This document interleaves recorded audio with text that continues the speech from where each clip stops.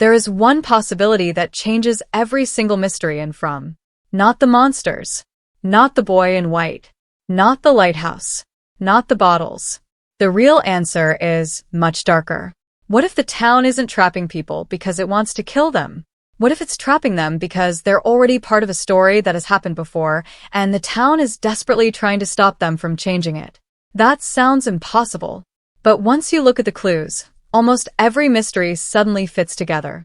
The monsters stop feeling random. The visions stop looking supernatural. The symbols stop being meaningless. Even the strange behavior of Victor, Jade, Tabitha, Ethan, Sarah, and the boy in white begins pointing toward the exact same hidden truth. And here's what changes everything. People think From is a story about escaping. But what if escaping has never been the objective? What if the town only exists to keep history repeating? Because if history changes, something even worse gets released. That's not the real mystery. The real mystery is why the town fights so hard whenever someone gets close to the truth. Think about it. Every character who starts understanding the town experiences the same pattern. They begin seeing impossible visions. They hear voices. They lose time. They start remembering things that should be impossible to remember. Coincidence? Or is the town reacting? Look at Jade. The moment he arrives, he isn't treated like everyone else. He immediately starts seeing symbols no one else can understand. Dead people appear in front of him. Ancient figures keep returning. The strange spiral symbol follows him everywhere. Most viewers assumed these were hallucinations. But here's the question almost nobody asks. Why would hallucinations give new information? Hallucinations repeat memories. They don't teach history.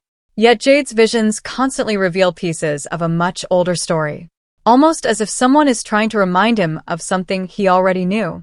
And this is where it gets darker. What if Jade isn't discovering the truth? What if he's remembering it? That one possibility changes everything. Because memory has always been strangely important inside the town. Victor remembers. The boy in white remembers. The monsters seem to remember. Even the trees behave as though they've seen all of this before. Nothing inside From acts like it's happening for the first time. Everything behaves like another cycle.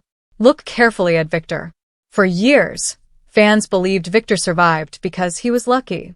But luck doesn't explain his behavior. Victor never reacts like someone learning new information. He reacts like someone trying to stop old mistakes. Whenever people make certain choices, Victor becomes terrified before anything bad even happens. How? How does he always know? Because this is the detail everyone missed. Victor almost never predicts the future. He remembers patterns. That's a completely different thing. Imagine reading the same terrifying book hundreds of times. Eventually, you don't predict what happens next. You simply remember the next page. What if that's exactly what Victor is doing? What if every disaster we've seen has happened before? Not once, not twice, but over and over again. Suddenly Victor's drawings become much more disturbing. People assume he's documenting events. But what if there's something else entirely? What if they're records from previous cycles? His drawings don't look like random memories. They look like someone desperately trying to preserve information before history resets again. Why would someone need thousands of drawings unless memory itself eventually disappears? And then there's Ethan. Everyone sees Ethan as the innocent child. But look at what the show is actually telling us. Children consistently understand the rules faster than adults. Ethan immediately accepts impossible ideas. He treats quests, stories, symbols, and monsters as parts of one connected system. Adults dismiss him because he's a child. But maybe children aren't confused by the town. Maybe they're the only ones who still remember how it works. That sounds unbelievable. Until you notice another pattern.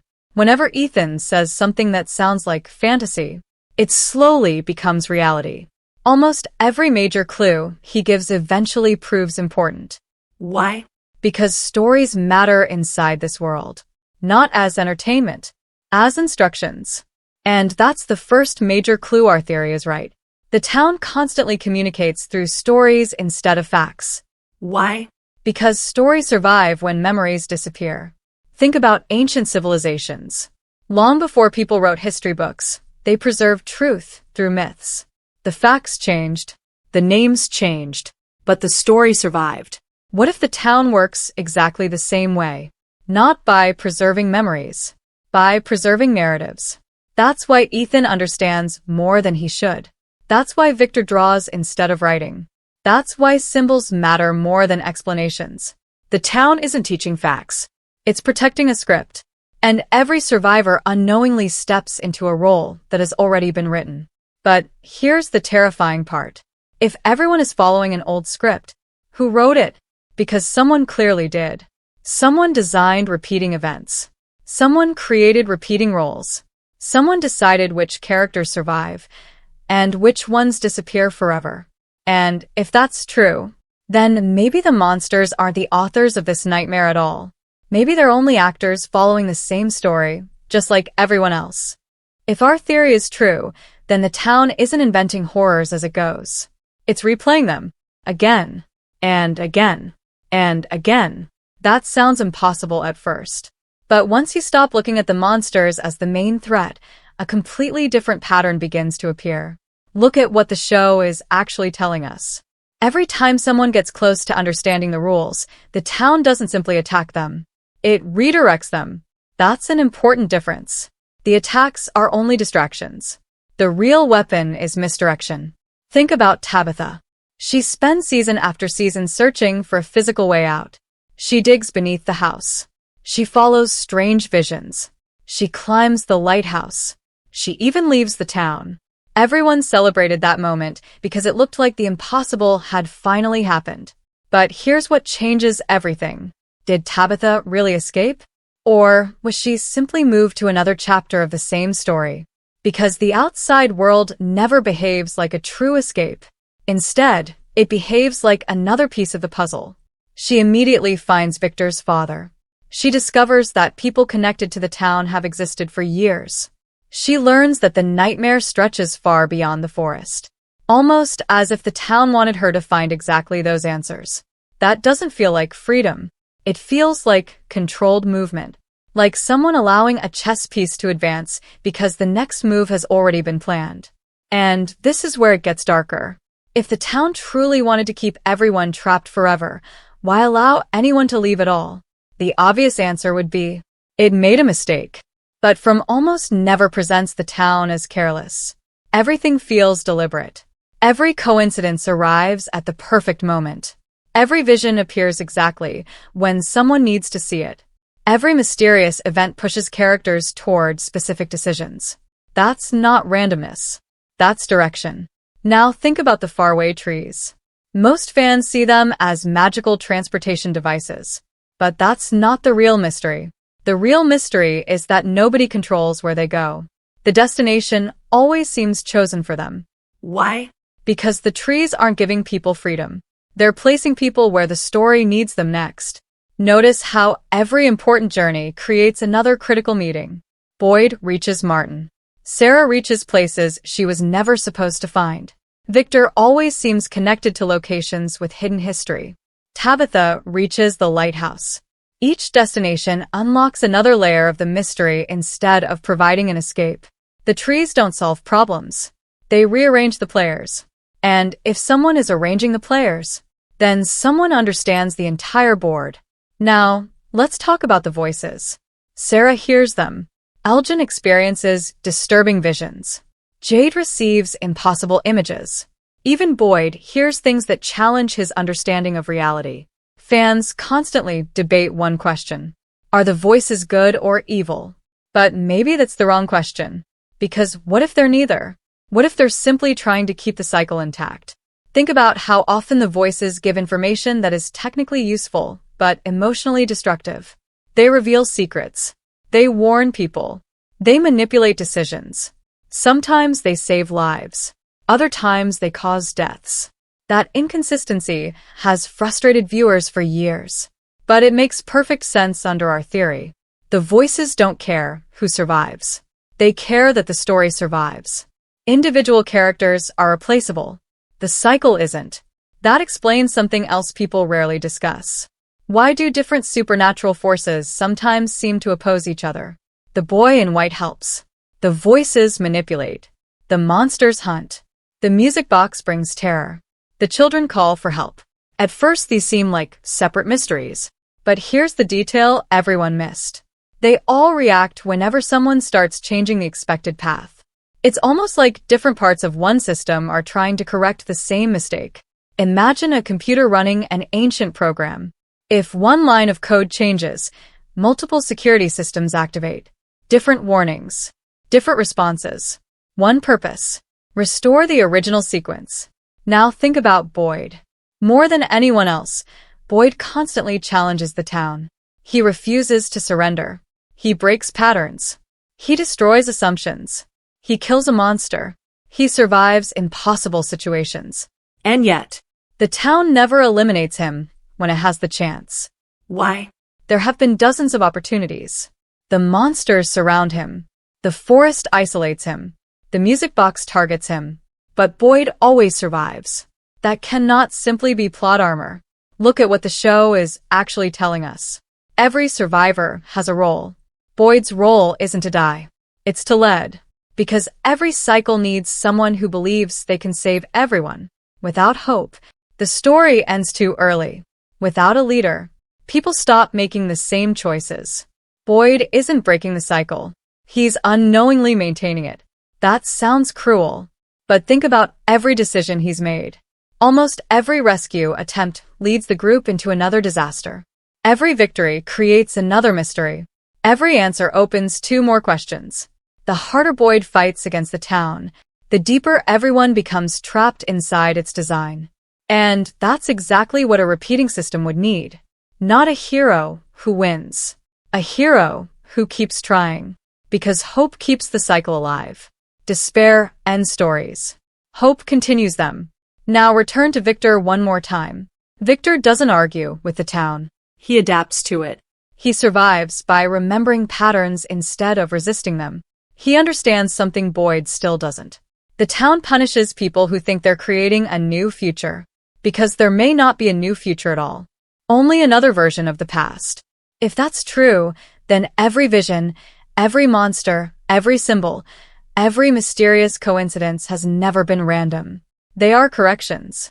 The town is constantly steering people back toward a destination that has already happened before. But that raises a terrifying question. If everyone is repeating old roles, who was the first person to play them? Because every cycle has to begin somewhere. And if we can identify the original story, we may finally discover who has been writing every chapter ever since. Everything we've discussed so far leads to one terrifying possibility. The town isn't repeating history. History never actually ended. That's the difference. Most viewers imagine the cycles like separate timelines. One group dies. Years pass. A new group arrives. Everything starts over. But here's what changes everything. What if the town doesn't reset time at all? What if it traps everyone inside one endless story where different generations only experience different chapters? That would explain something the show has quietly hinted at from the beginning. The past never feels dead. It feels active. Old people appear in visions. Children call for help as if they're still waiting.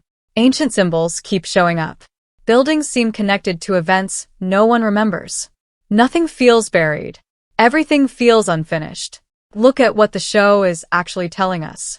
Whenever someone experiences a vision, it rarely behaves like a memory. A memory simply plays. A vision interacts. Characters respond to people who shouldn't exist. They receive information. Sometimes they even change direction because of it. That's not remembering history. That's history reaching back. And this is where it gets darker. Think about the children Tabitha keeps seeing. Everyone assumes they're ghosts. But what if they aren't dead at all? What if they're trapped? Not trapped physically. Trapped inside the unfinished story that created the town. Notice how they never ask ordinary questions. They don't explain themselves. They don't beg for random help. Instead, everything they do points toward one thing. Remember us. Why? Because forgotten people disappear. Remembered people survive. That theme appears again and again throughout from. Victor survives because he remembers. Jade receives visions because he's remembering. Tabitha is guided because she's remembering. Even Ethan naturally understands stories because stories preserve memory. This isn't coincidence. Memory is the most valuable resource inside the town, because memory is the only thing stronger than repetition. Now think about Christopher. For years, fans have debated his role. Was he a hero? A villain? Did he go insane? Or did he simply fail? But that's not the real mystery. The real mystery is why Victor fears Christopher more than almost anyone else. Christopher wasn't a monster. He wasn't immortal. So, why does Victor react with such overwhelming terror whenever he's mentioned? Because Christopher may have discovered exactly what we're discovering now. He realized the town wasn't haunted. It was repeating. Imagine carrying that knowledge. Imagine realizing every friend you've made has already lived these moments before. Imagine discovering your choices aren't really your own. How long would your sanity survive? Maybe Christopher didn't lose his mind. Maybe the truth destroyed it. And if that's what happened, Victor has spent his entire life trying to stop someone else from reaching the same conclusion. Not because the truth is false, because the truth is dangerous. Now let's go back to Jade. His obsession with this strange symbol has confused fans since the beginning. Why does only he see it so often? Why does it appear before major discoveries? Why is it connected to ancient figures and impossible visions? Most theories assume it's a map, or a ritual symbol, or a supernatural language. But here's the detail everyone missed. The symbol always appears when someone is getting closer to understanding the system itself. It's almost behaving like a warning. Think about warning signs in real life. You don't place them after danger. You place them before it. The spiral doesn't reveal answers. It appears before someone crosses a line they weren't supposed to cross. And suddenly the symbol becomes much more frightening. Maybe it isn't pointing toward the mystery. Maybe it's marking people who are about to remember too much. And that's exactly what happens to Jade. Every discovery pushes him deeper into psychological collapse. Not because the town wants him dead, because the town cannot allow him to finish remembering. This changes the monsters too. Everyone sees them as hunters. Creatures who exist only to kill. But look closely. They don't rush. They don't behave like wild predators. They smile. They speak calmly. They recognize people. Sometimes they even seem disappointed. Why? That's incredibly strange behavior for mindless monsters. Unless they already know everyone they're hunting. What if the monsters aren't meeting these people for the first time? What if they've watched hundreds of cycles unfold? That would explain why they appear so confident. Why they play games. Why they tempt instead of attack immediately. They're not discovering human behavior. They've memorized it. And this is where it gets even darker. Imagine living through the same story for centuries, watching the same mistakes, the same arguments, the same betrayals. Eventually, nothing surprises you anymore. You'd know exactly who opens the window, exactly who panics first, exactly who refuses to believe, exactly who becomes the leader, exactly who sacrifices themselves. The monsters often behave like they already know what's about to happen. Maybe that's because they do. Now think about the talismans. One of the biggest mysteries in the show. Why do they work? Nobody knows. The monsters never explain. The town never explains. The symbols remain mysterious. But under our theory, their purpose changes completely. The talismans don't destroy evil. They enforce rules. Almost like ancient contracts. Inside the protected space, one set of rules applies. Outside, another set applies. The monsters obey those rules without exception. That's incredibly important. Real predators don't respect invisible boundaries. Systems do. Programs do. Ancient rituals do. The monsters aren't free to do whatever they want. They're operating inside limits that were established long before Boyd ever found the talismans. Which means someone created those limits. Someone older than the monsters. Someone more powerful than the voices. Someone connected to the very first version of this story. And if that's true, then we've been asking the wrong question from the beginning. The mystery isn't, how do you escape the town? The mystery is, who built the story that even the monsters are forced to follow? because whoever wrote those rules may still be waiting for the cycle to reach its final chapter. Everything we've uncovered points toward one terrifying conclusion.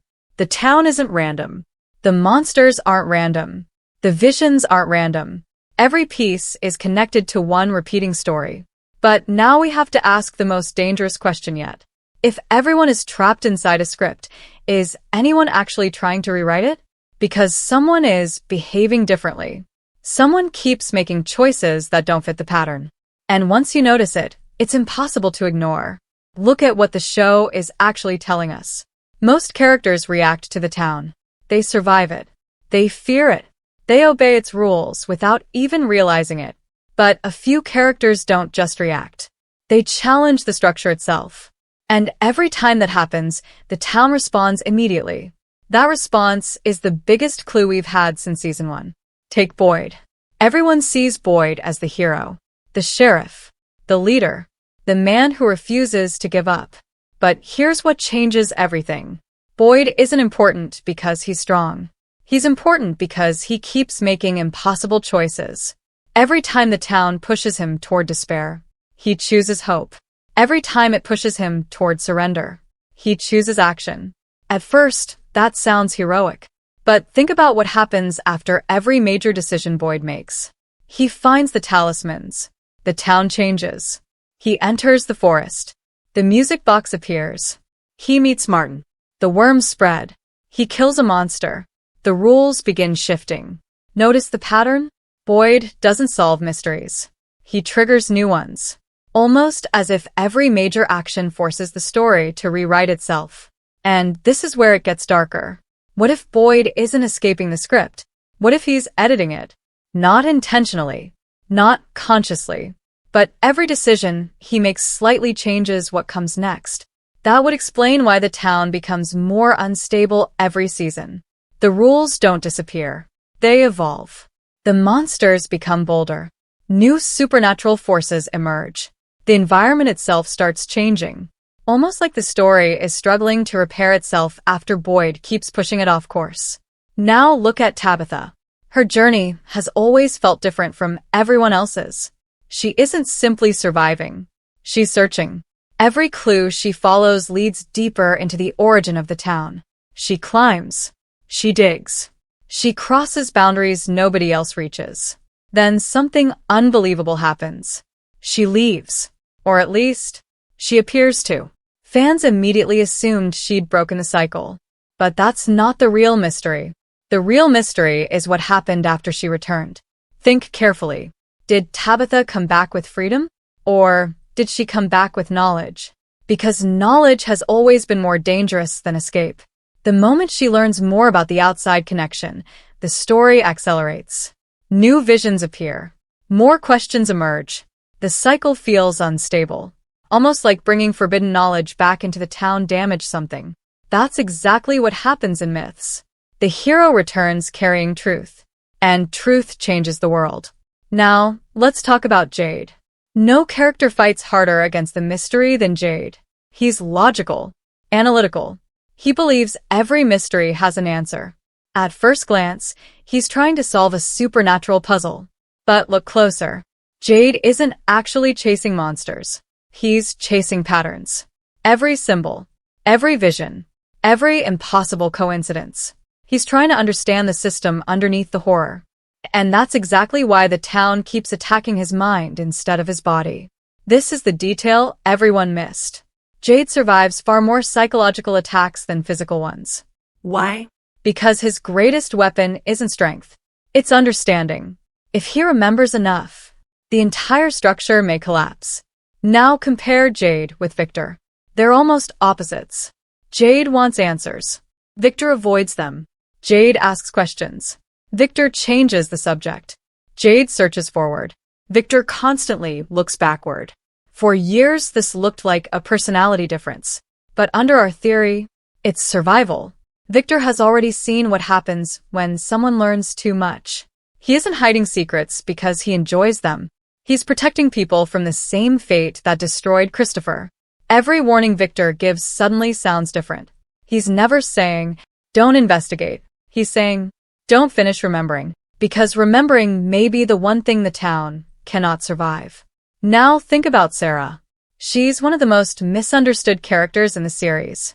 Many viewers still see her only as someone manipulated by mysterious voices. But what if the voices chose Sarah for a specific reason? Sarah doesn't question them immediately. She listens. She obeys. She becomes a messenger. Not because she's evil, but because she's emotionally vulnerable. The town doesn't need powerful people. It needs influence. Sarah becomes proof that fear is one of the easiest ways to control the story.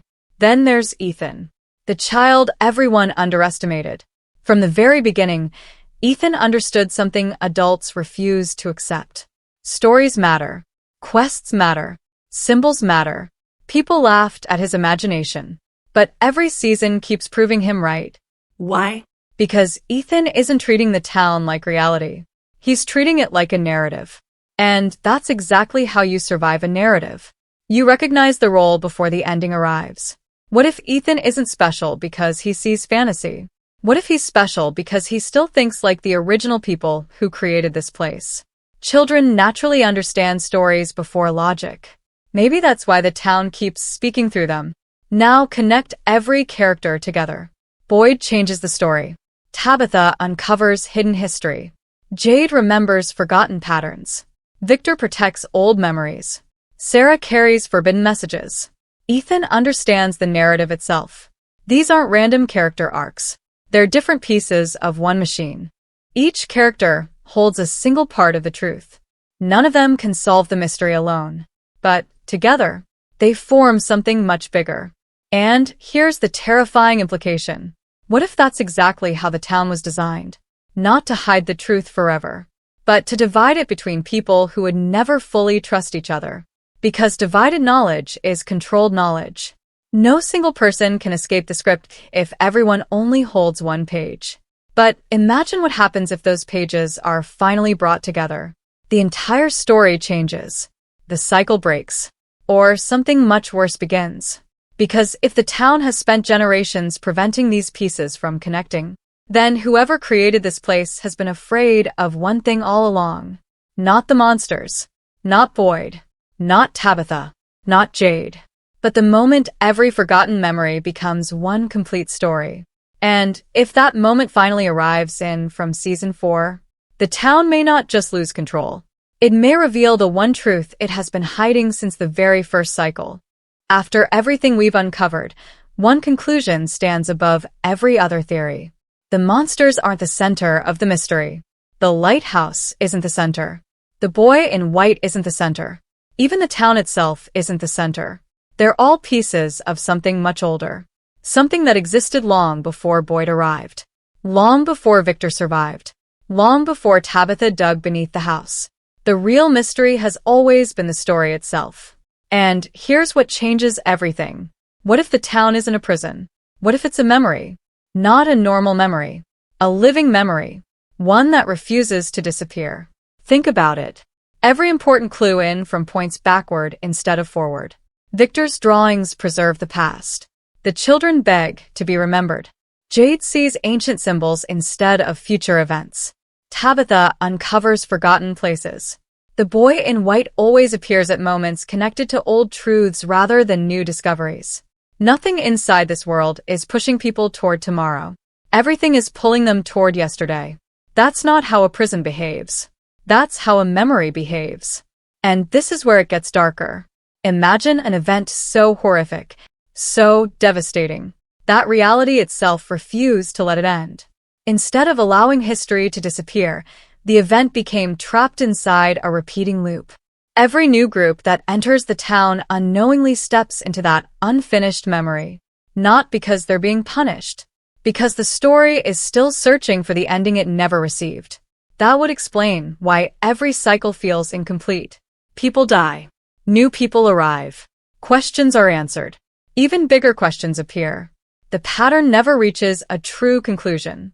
Because the ending is missing. Now go back to the Anghkooey children. For years they've been one of the biggest mysteries in the series. Who are they? Why are they trapped? Why do they keep calling to Tabitha?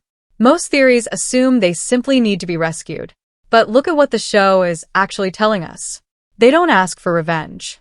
They don't ask for escape. They don't even explain what happened to them. They only keep reaching out. Almost like they're waiting for someone to finally understand their story. That changes everything. Maybe saving the children doesn't mean opening a door. Maybe it means uncovering the truth that everyone else forgot. Because forgotten victims remain trapped forever. Remembered victims finally become part of history.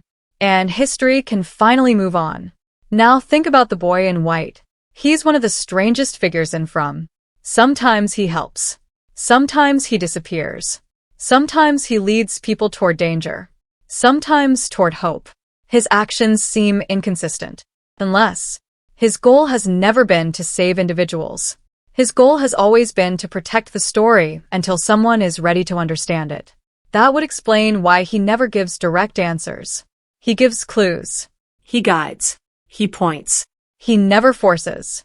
Because some truths cannot simply be told. They have to be remembered. And suddenly his silence makes perfect sense. Now think about the monsters one last time. The biggest mistake we've made as viewers is believing they exist only to hunt. But what if hunting is just their function? What if their real purpose is much older? Every time they smile, every time they whisper, every time they tempt someone into making the same mistake, they're doing one thing. They're preserving the cycle. Not because they enjoy it, because it's the role they've been trapped in for generations. Remember how calmly they speak, how patiently they wait, how strangely familiar they act around humans. Those aren't random personality traits. Those are the behaviors of beings who've watched this story unfold countless times. Maybe they were human once. Maybe they failed to break the cycle. Maybe becoming a monster isn't a curse. Maybe it's what happens when someone becomes part of the story forever. If that's true, then every monster outside those windows could be a survivor from an older cycle. A person who never escaped. A person who was rewritten into the narrative itself. That possibility makes every nighttime encounter even more horrifying. Because the monsters may not be strangers. They may be the final chapter waiting for every survivor who fails. Now connect every clue we've discussed. Victor remembers patterns. Jade remembers symbols. Tabitha remembers forgotten places. Ethan understands stories. Boyd changes the sequence. Sarah hears the voices protecting the cycle. The boy in white protects the hidden truth. The children wait to be remembered. The monsters enforce the rules. None of these mysteries contradict each other anymore. They fit together like pieces of one broken picture. And that picture tells us something terrifying. The town isn't asking, "Can you survive?" It's asking, "Can you remember what everyone else forgot?" Because the moment someone remembers the original story, the cycle ends. Or perhaps it truly begins. That brings us to Season 4. Every major storyline feels different now. More characters are sharing information. Victor is revealing memories he spent decades hiding. Jade is connecting symbols that once seemed unrelated. Tabitha has seen both worlds. Boyd has already broken rules no one believed could be broken. For the first time, every piece of the puzzle is moving toward the same destination. And that's exactly why the town feels more unstable than ever. Because if our theory is correct, the town isn't becoming stronger. It's becoming desperate. Desperate systems make dangerous decisions. Desperate stories reveal buried truths. Desperate guardians stop following their own rules. Which means the biggest twist in From may not be another shocking death. It may be the revelation that every mystery, from the monsters to the lighthouse, from the talismans to the Anghkooey children, has always been one unfinished story waiting for someone to remember how it truly began. And if that moment finally happens, the question won't be whether Boyd, Tabitha, or Jade can escape. The real question is far more terrifying. When the original story is finally remembered, will the town disappear, or will the thing that created it finally wake up?